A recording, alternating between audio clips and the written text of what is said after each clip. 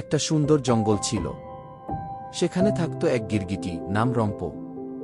রম্পর একটা বিশেষ গুণ ছিল, সে চারপাশের রং দেখে নিজের গায়ের রং বদলে ফেলতে পারত। রম্প খুব অহংকারী ছিল। সে ভাবত, আমি সবার থেকে আলাদা, আমার মতো কেউ নেই। একদিন সে জঙ্গলের সব প্রাণীদের ডেকে বলল, দেখো আমি কিভাবে রং বদলাই।